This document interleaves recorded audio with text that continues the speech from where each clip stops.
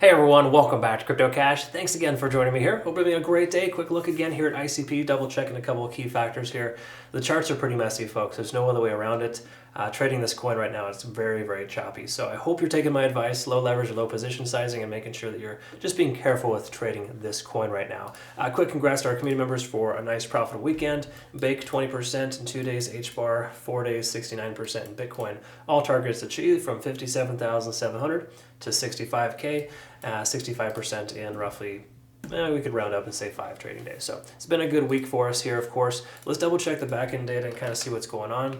Oh, and also, of course, I do get the question often. CryptoCash.tech is a site linked down below where you can register if you're considering becoming part of our Trading Academy, community, and signals group. I'd highly recommend just watching the videos to make sure that you understand specifically how I look at the charts and how things are going, because again, last 20 years have been pretty good. I've trial and errored a lot of things and I've seen a lot more consistency here. Either way you look at it, $14 is a pretty heavy concentration liquidation, so decent chance we're going to see that upper level swept again, but we can see a ton of shorts right there. Effectively a double top right at that key level resistance. So if we do look at the charts, there is this level here, this 0.5 fib level, holding very strong as resistance. Till we close above that, you really have no business taking a long position. There's no other way around it, okay? So again, I know it's like, wait a minute, this guy's telling me not to take a long right now when the price is down. Why don't I just buy the dip? Well, it's not always the recommendation, folks. We can see this descending trend line.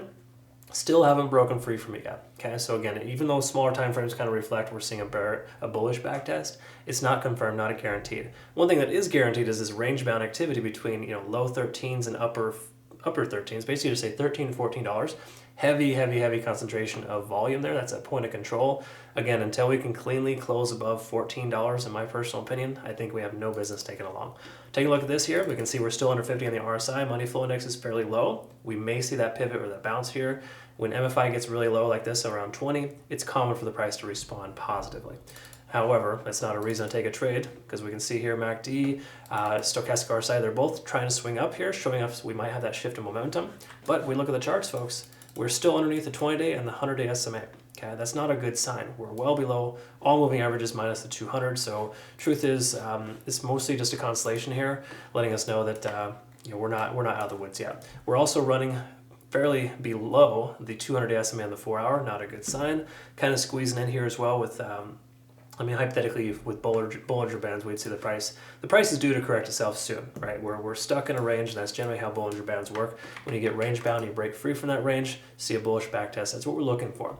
What I mean by that is for the price to break above this 0.5 fib level at 1388 and to essentially retest that as a new low. That's what we're looking for to confirm a long position. However, some positive, again, consolation, I have to keep saying that for this coin. We're over 50 on the RSI and money flow index is higher-ish, okay? So when RSI is money flow index is above the RSI in the 4-hour, generally considered to be a positive. However, if you look at the price action here, folks, the way that the charts are moving, it's super sporadic, okay? So again, if you compare this with Bitcoin, just kind of give you some perspective so you can kind of see what's going on. When Bitcoin corrects itself by a small margin, ICP corrects itself by a larger margin, okay? And the fact that ICP is kind of jumping up and down throughout this range when Bitcoin is kind of going sideways, it leads me to believe there's a lot more volatility and unnecessary price action for this coin. So again, it's all well and good if you want to take a trade. Just make sure you use low leverage and position size. If you're going to consider using leverage, I would maybe recommend considering spot. There's nothing wrong with pumping the brakes, folks, and learning to walk before you run. People get into cryptocurrency and just fall flat on their face all the time because they're just trying to use too high a leverage and they're following Tom, Dick, and Harry online, right? Please be careful with who you follow. Even be careful with me. Watch a lot more videos before you decide to commit to anything.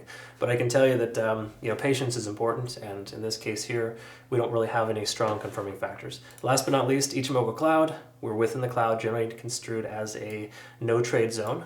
Same thing with lagging span, soon intersect. Even though the conversion line's above the baseline, it's all sorts of messy. We're getting tons of false positives here. So there's no definitive proof the price can go either up or down.